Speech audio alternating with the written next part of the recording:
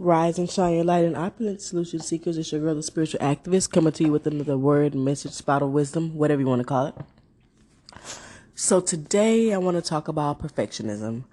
I'm sure somewhere I have something about this, but just more unfolding and becoming more accepting of who I am and, the things that have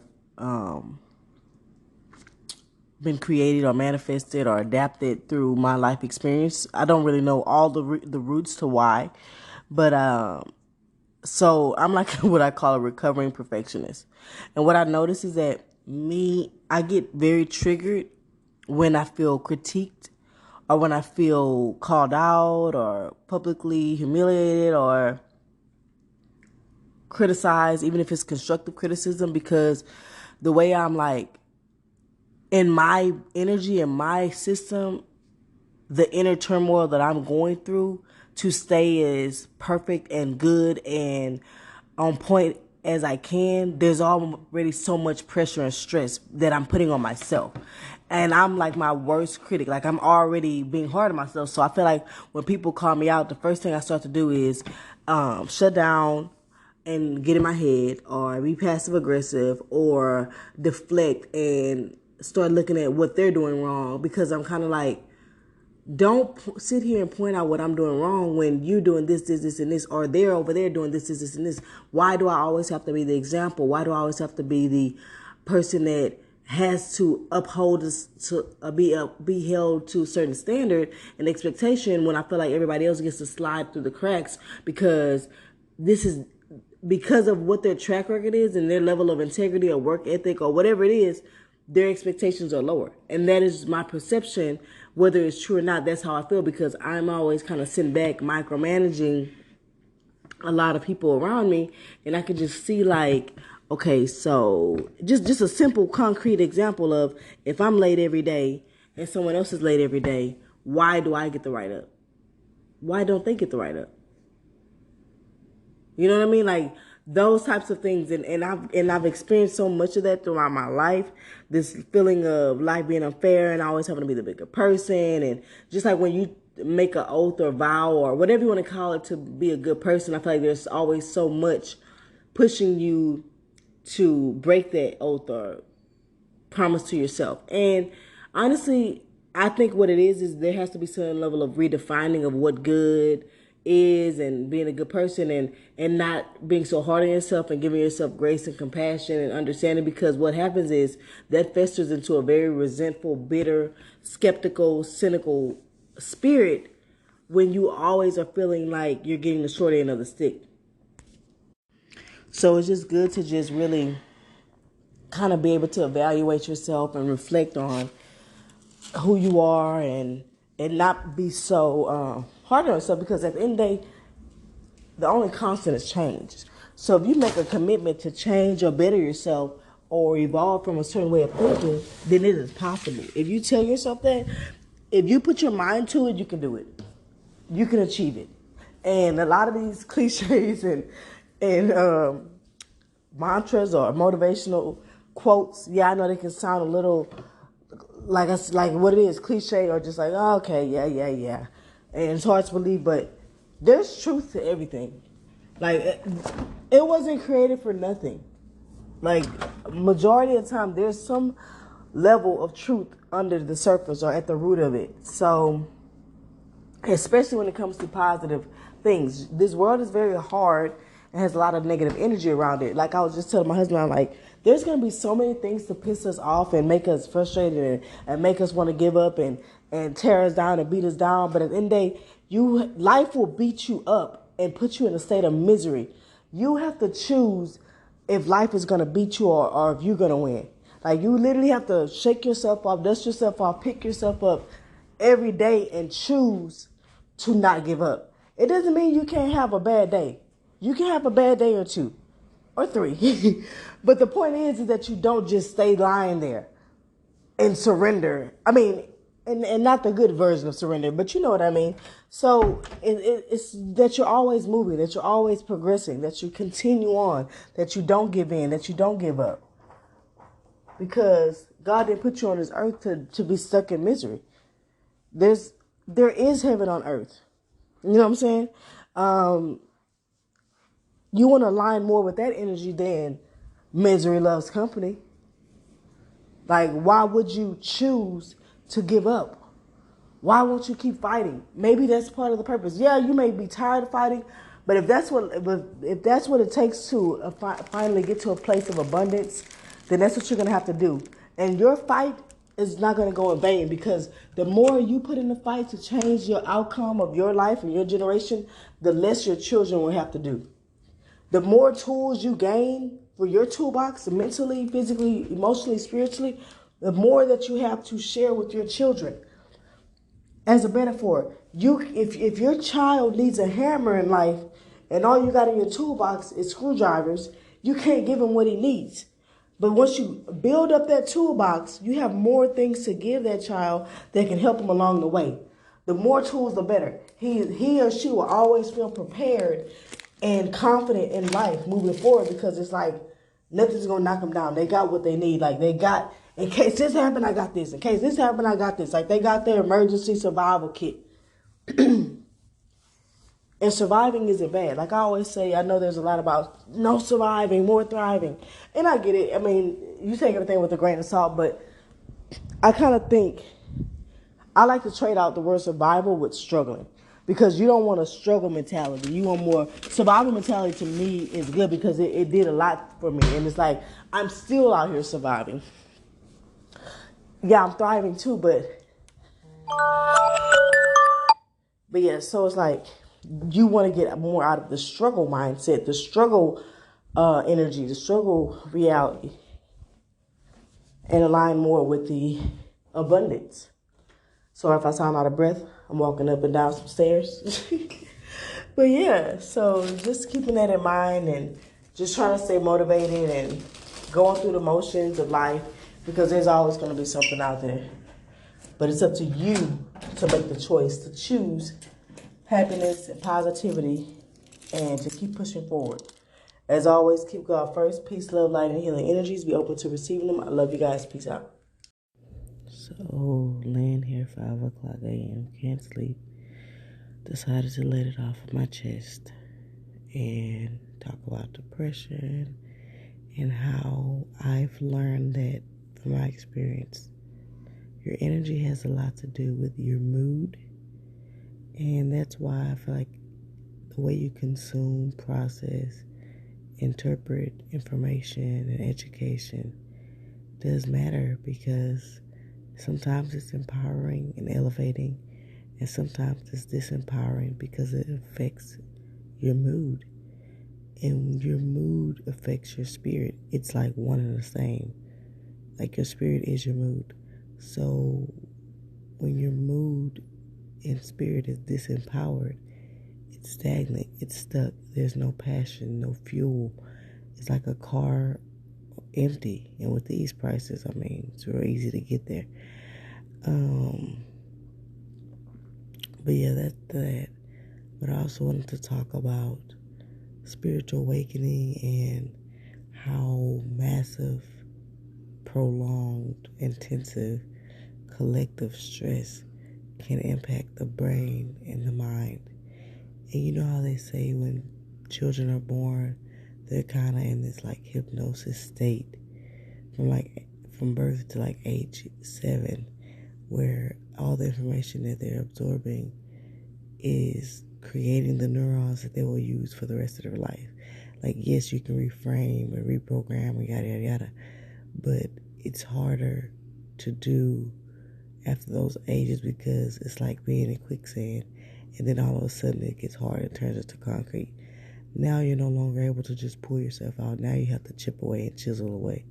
You understand the thing. But what I want to say is, I feel like when your spiritual awakening is triggered by such intensive, almost uncontrollable stress, because especially in mass awakenings, there's collective shifts, and us being connected as a people, there's a lot going on with us internally, energetically, that kind of is hard to contain, manage, and control because of the connection.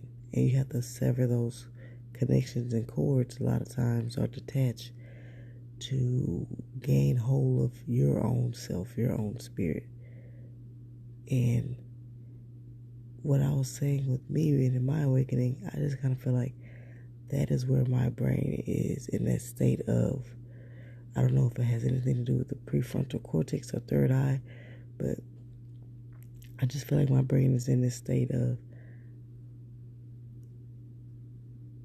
forming, like it's very impressionable. So all information that I'm receiving sticks with me deeper and in a more lasting way, or realistic way. Like if I watch a movie, the way I interpret it and see it from the perspective that I see it, I know how to put it into real world situations. I see the symbolism, the subliminal messages, and that affects the way that I see the world in some sense. And just being in the brain and the mind and the internal warfare that goes on within the human body, I'm exposed to the dark and the light. And the brain being like a maze, it's easy to get caught into spaces you don't want to be in. But yeah, I just had to get that off my chest.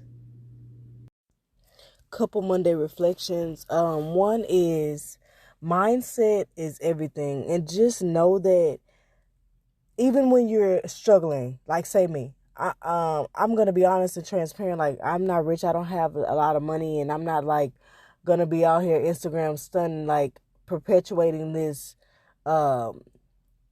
I hate the word toxic now, but this toxic idea of what worth is and how it's associated to materialistic and superficial things, which is basically making the gap of the lower class and the, higher class wider, because lower class is trying to keep up with the Joneses, which is AKA the higher class, to feel this level of self-worth, self-love, respectability, to feel seen, to feel heard, to fill these voids. And it's basically just digging us deeper into a hole, because we're teaching our children it's more important about what you're wearing than to have savings, than to be able to travel, than to be able to just enjoy life. And don't get me wrong, swag is I'm actually doing a blog on swag. Swag is great. So it's no shade on swag, because swag can build a person's confidence and self-esteem. And it's just fashion, ain't nothing wrong with that. But it's about knowing what you have and not doing something outside of your means just to fit in and just to be accepted. There's where the fine line is. So mindset is everything. But also, like what I was going to say on mindset, just know as your mindset shifts and you start to recognize and embody this self-worth, and you just start to see things better. And even though you're struggling, you don't have a struggle mindset, just be aware that with the more sense you got, you're not going to want to be around, people are not going to want you around them, because you're going to be able to read them and read the room and read the energy and read their mindset right off the bat. And so when people know that they still in that scavengers, lack, scarcity, shiesty mindset, they're not going to want somebody who can see right through that. Bosses are not going to want to hire you. They're going to think you overqualified just because you got sense. People want employees that feel like they're lucky to have that job. Like, you know what I mean? Like they ain't going nowhere. Like, they can manipulate them easily. You're no longer easily manipulated, because you know your worth and you know bullshit when you smell it. You know what I'm saying? So just understand that, for one. Another thing I was going to go on is that since I've started, falling into my mission more and more, it's true, bro. Like, a lot of these spiritual teachers that y'all are following for guidance are leading y'all down a rabbit hole of poverty, struggle. They're not giving you real solutions. They're not keeping it real with you. You are in la la land, and you're going to wake up broke and still not have half the stuff that they're promising you that you'll get from following them and supporting them and putting money in their pockets. There's a lot that you can do to make yourself better and grow, but it's not dependent on how many crystals you buy, how much sage bundles you buy, how many chakra bracelets you buy, how much prayer they put on you. Like, y'all have to realize the power is in your mindset and in your spirit and what's uplifting to that. It's the power is within you, because the more and more you're dependent on somebody to give it to you, the more and more you're dependent on it. Meaning, whatever they're able to give, that's all you're going to ever be able to have. So their capacity now becomes your capacity. You get what I'm saying? When really you're an infinite vessel to all the unlimited power of the universe around you that God has created. And we out here, trust me, I'm speaking from experience. All these things I was doing to they say do this, invest in yourself, all this, I spent all my little unemployment money, which I know I'm not the only one. And everybody, just expecting this and expecting that, feeling like my vibration is high, because you know why my vibration was high? It was high because I felt worthy. I was finally coming into myself. And spiritual teachers who have experience in the game, who are manipulative, they know the cycle of a spiritual awakening. So they knew right at the beginning, this is where people start to feel those blissful feelings and those euphoric feelings. And they know they could capitalize off of that and make it seem like they were the one giving it to them, when really that's part of a natural process. Anyway, you are going to go through that whether you have somebody to tell you stuff every day or not. So this is what I'm trying to put y'all up on game. This is my thing. Helping you understand spirituality can easily become dark psychology and very manipulative. It's spiritual manipulation. I've been talking about this, and I'm so shadow banned because there's so much energy and against me. Nobody wants this kind of information out, because 90% of the people out there are using it to manipulate you.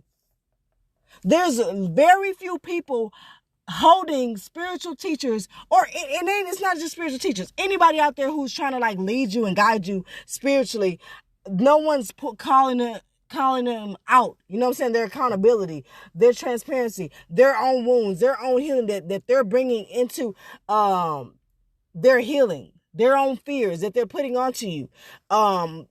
All these things that are manipulated, that they're not being transparent about, all their layers, all their filters of who they are as regular individual humans. You know what I'm saying? Like, you're being robbed of your human experience. It's just so much to it, guys. But it's pissing me off because it's really targeting the Black community the most.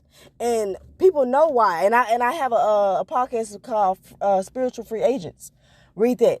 I'll listen to that, whatever. But it's just so much that I really wish y'all could just wake up and see. And the reason why I don't talk about it that much is because some people really out there are getting levels of happiness from these teachers. And I'm not saying all spiritual teachers are bad, but I don't want to steal someone's truth and make them feel like, and steal their joy. So that's why I try to be very careful what I say. But for the ones who feel like their life is not, coming up, they feel like cursed. They feel like every time they try to have something good, something's bad happening. It's because you have some kind of spiritual attachment that is bad. It's sucking on you. It's you let something in your life. And a lot of these spiritual teachers, they don't even know that their source is not for Black people. You have to listen to the stuff that they preach, and really ask yourself, what would this do to the collective? What would this do to the community? And ask yourself, is it really for us? It's whoever, you got to know who's somebody God, who's their source, who's their higher power. Because everybody's higher power is not for you. That's where your discernment has to come in. You have to really ask yourself, yeah, it may sound good, but do you think leaving your children and husband behind is like, honestly, coming from a higher power, coming from God Almighty, the most divine source? Do you think leaving your girl and sleeping with and having 10 baby mamas is coming from a divine source? Come on now, and this is no shade to make you feel dumb or anything, but it's like you really just have to understand that a lot of these spiritual teachers are going through their own mental awakenings and determining what they feel like is their truth, what makes them feel good. And some people who are so open to spirit, whatever you want to call it, they have no filter. They never tell spirit no, because they're serving an energy and a spirit that is conditional. God is not conditional. God has an unconditional love. So whether you do everything God says or not, he's still going to love you. But these people are following entities, spirits, voices, their mind that is telling them something else. And all I'm trying to tell y'all is wake up to the manipulation. As always, keep God first. Peace, love, light, and healing energies. Be open to receiving them. I love you guys. Peace out. Man, these kids nowadays, I tell you, he must have knew I was going to talk about him because I see his little shadow underneath the door as I have him locked out of the restaurant. But yeah, they just be, what happened to, I know he ain't figured out how to like it though.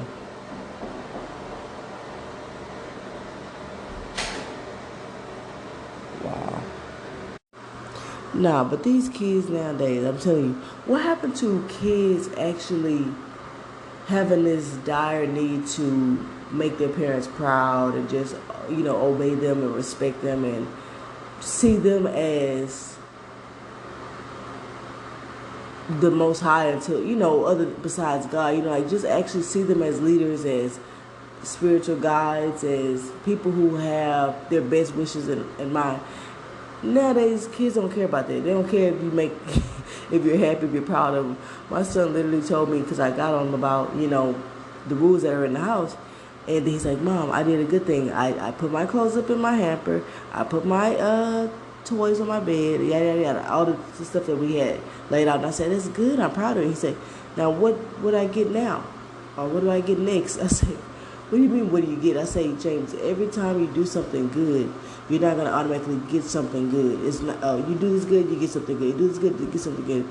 The reward is in making your parents happy, respecting your parents, making them proud. And I told him, I said, I gave him validation. I said, oh, wow, great. I'm so proud of you. That makes me so happy. And then he still wasn't satisfied with that. He's like, no, I want something. I want a toy. I want some money. I want something. It's like, we just started introducing him to allowance, like when he make good choices throughout the week, he gets allowance and he can use his money to buy toys. Every time he goes to the store, he thinks he's supposed to get something. And I know I'm not the only parent they never satisfy. You could literally leave one store and spend $100 on them on toys, and then you go to another store right back though, they're going to still expect to get some out that store. That's just the natural instincts of humans and children. But this is where, as parents, you have to start instilling stuff into them and just not make them so, addicted to consumerism, to, feeling these voids, to just, need it, buy, material. And it's okay to like material things and to like this and like that, but not depending on it. That's where the fine line is. That's where the balance comes in. When you're dependent on something, where you almost are unable to function or unable to regulate or manage your emotions unless you're feeding into consumerism or, buying material things, and that's when it becomes something different. But yeah, liking to be swagged up and fresh and liking to have a nice place to stay and all this other kind of stuff, that's different. But yeah, I just had to go ahead and vent on that real quick, man. Kids these days, bro. They don't even know how lucky they got it. My son he want to all of a sudden start saying, I wish I was a grown-up. I say, no, you don't wish you was a grown-up. You just wish you could do some of the things that you can't do because you're a kid. I say, trust me, there's nothing that special about being able to mess with fire or being able to use knives or being able to use scissors. But, every now and then I try to let him do a little bit of things like, oh, okay, let's start working with child-safe scissors. Let's start learning how to cut, because that's a skill he will need eventually. Okay, let's cook. That's a form of working with fire. You know what I mean? You got to meet them halfway, because they do feel like these little ancestors, they feel like they grown inside, trapped inside of a kid body, and, they want to do everything. So the more restrictions you put them in, the more, they're going to want to rebel. They're going to want to just do stuff out of the ordinary. But, every parent, do what you feel. As always, keep God first. Peace, love, light, and healing energies. Be open to receiving them. I love you guys. Peace out.